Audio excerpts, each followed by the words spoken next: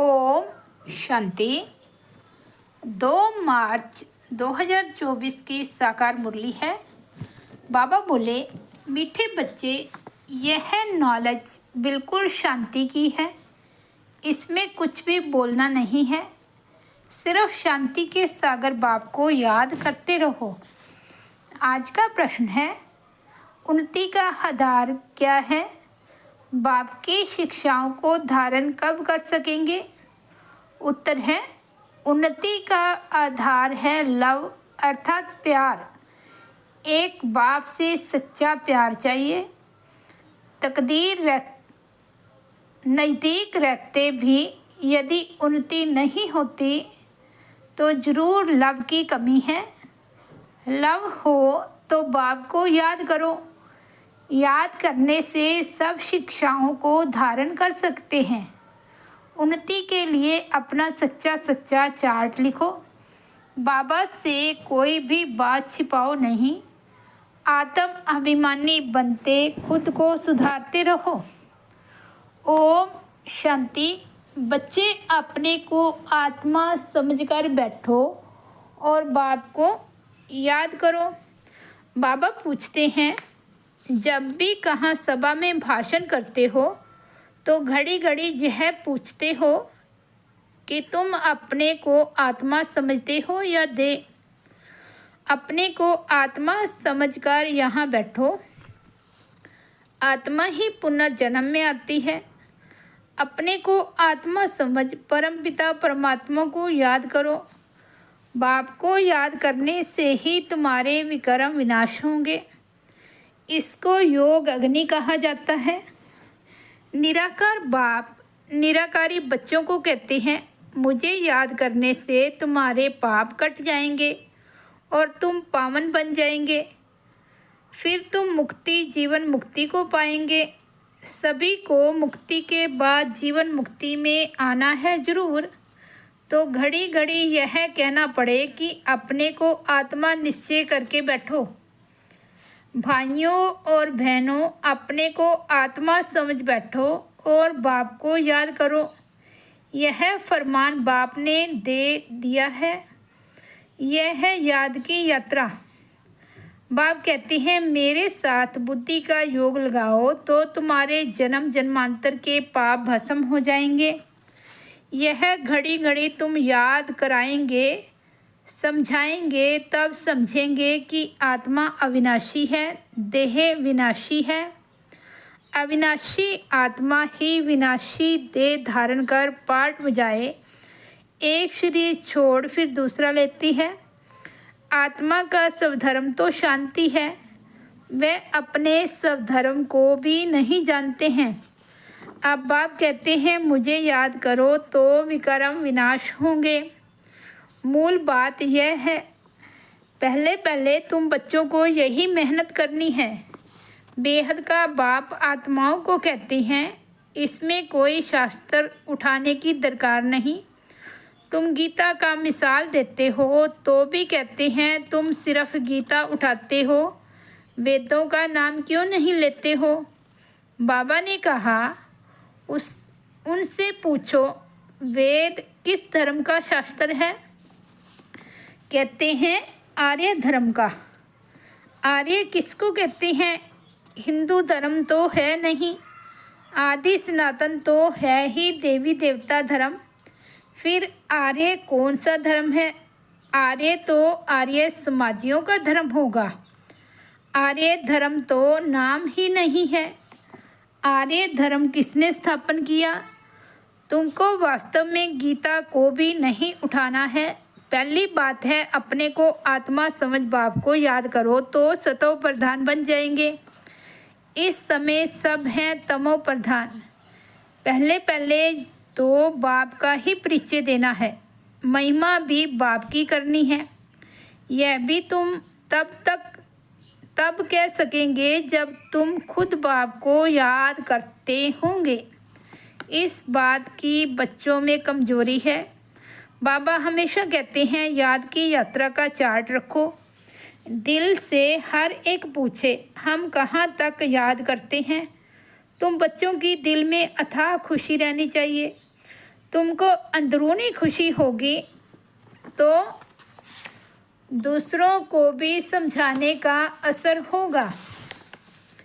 पहली मूल बात यही कहना है कि भाइयों और बहनों, अपने को आत्मा समझो। ऐसे और कोई सत्संग में नहीं कहेंगे। वास्तव में सत्संग कोई है नहीं। सत्य का संग एक ही है, बाकी है कुसंग। यहाँ है बिल्कुल नई बात। वेदों से तो कोई धर्म स्थापन हुआ ही नहीं है, तो हम वेदों को क्यों उठाएं? कोई में भी यह नॉलेज है नहीं। खुद ही कहते हैं नेति नेति, अर्थात हम नहीं जानते हैं, तो नास्तिक हुए ना। अब बाप स्वयं कहते हैं आस्तिक बनो, अपने को आत्मा समझो। यह बातें गीता में कुछ हैं, वेदों में है नहीं। वेद उपनिषद तो ढेर हैं। अब वह किस धर्म का शास्त्र है? मनुष्य तो अपनी बातें करते हैं, तुमको किसका भी सुनना नहीं है। बाप तो सहज समझाते हैं, अपने को आत्मा समझ बाप को याद करो तो पावन बन जाएंगे।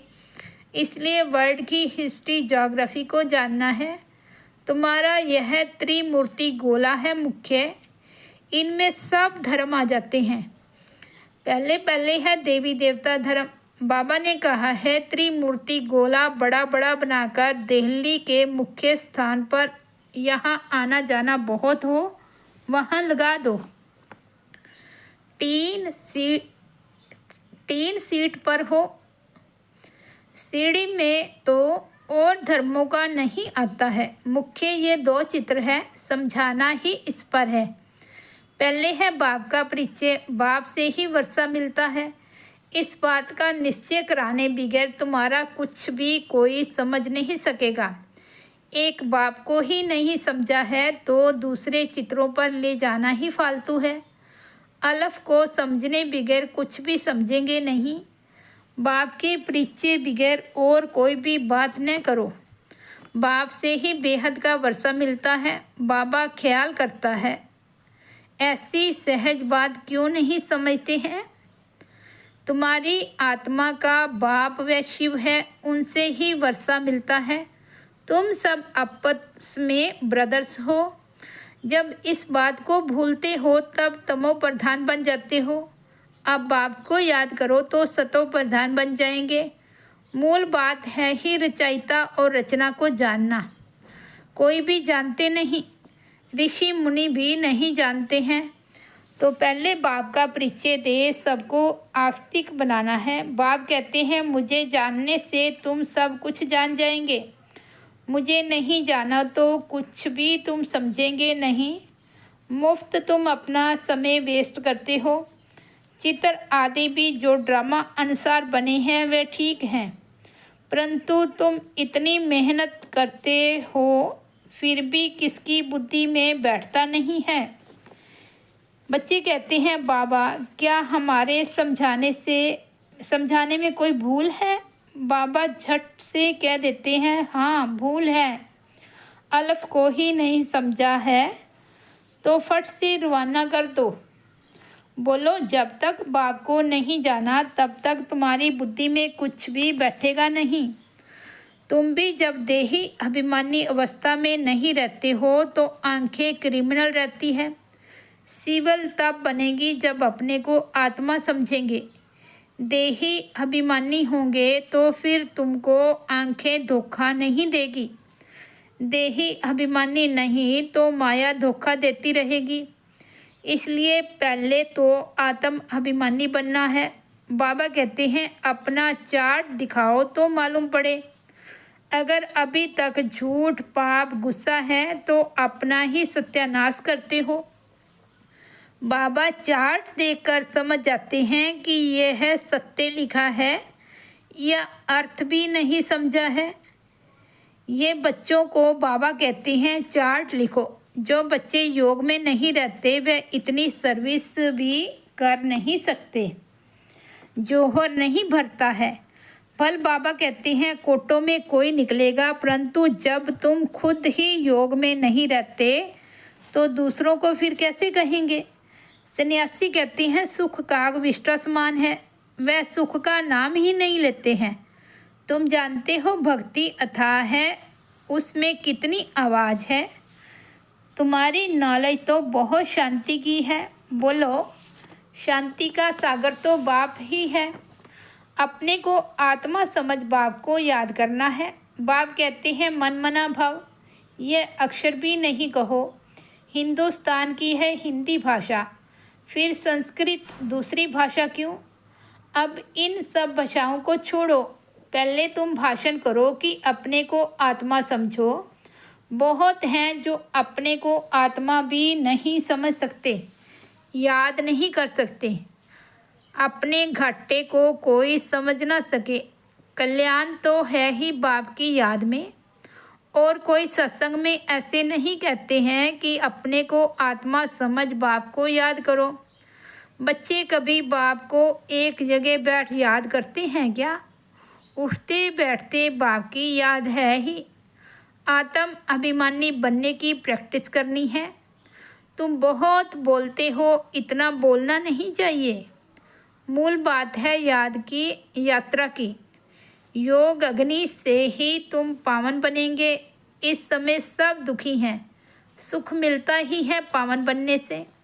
तुम आत्म अभिमानी हो, किसको समझाएंगे तो उनको तीर लगेगा। कोई खुद विकारी है और किसको कहे निर्विकारी बनो तो उनको तीर नहीं लगेगा। बाप कहते हैं बच्चे, तुम खुद याद की यात्रा पर नहीं रहते, इसलिए तीर भी नहीं लगता।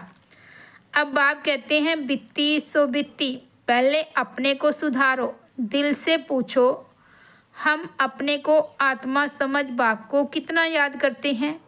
जो बाप हमको विश्व का मालिक बनाते हैं, हम शिव बाबा के बच्चे हैं, तो ज़रूर हमको विश्व का मालिक बनना है। वही एक माशूक आकर तुम्हारे सामने खड़ा हुआ है, तो उनके साथ बहुत लव होना चाहिए। लव माना याद। शादी होती है तो स्त्री का पति के साथ कितना लव होता है। तुम्हारी भी सगाई हुई है, शादी नहीं।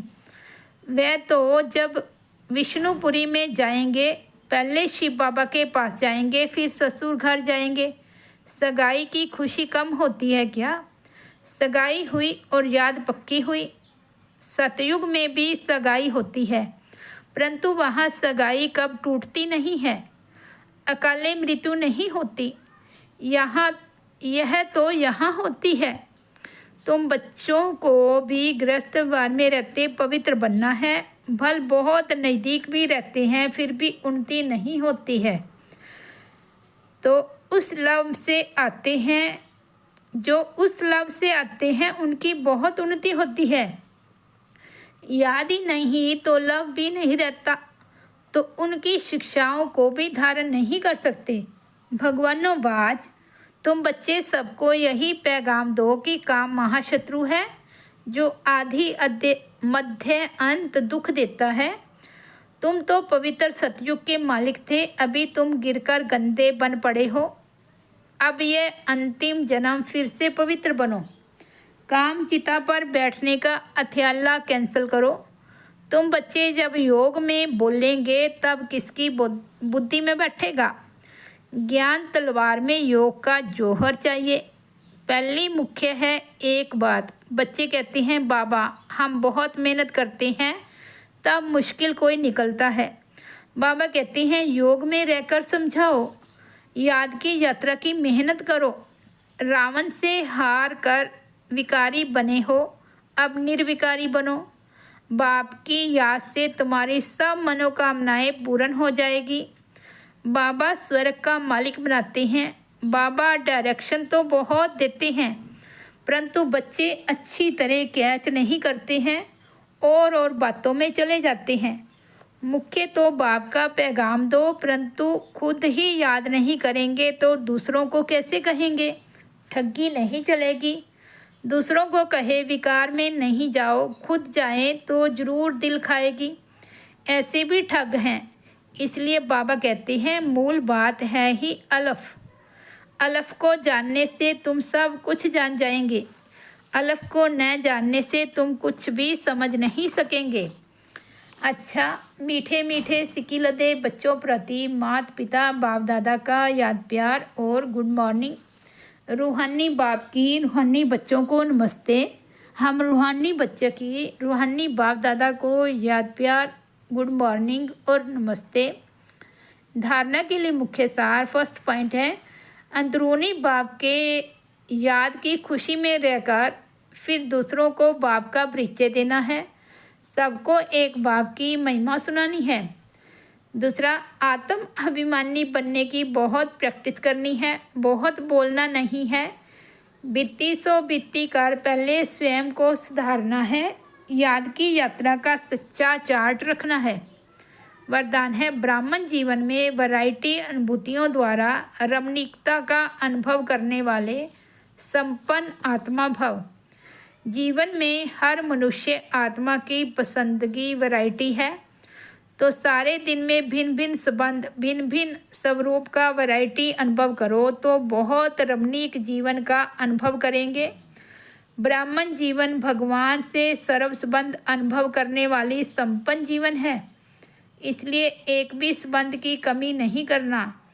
अगर कोई छोटा या हल्का आत्मा का संबंध मिक्स हो गया तो सर्व शब्द समाप्त हो जाएगा।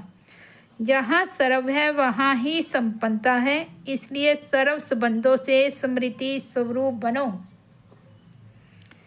स्लोगन है, भासमान अव्यक्त रूपधारी बन, प्रकृति के हर दृश्य को देखो तो हलचल में नहीं आएंगे।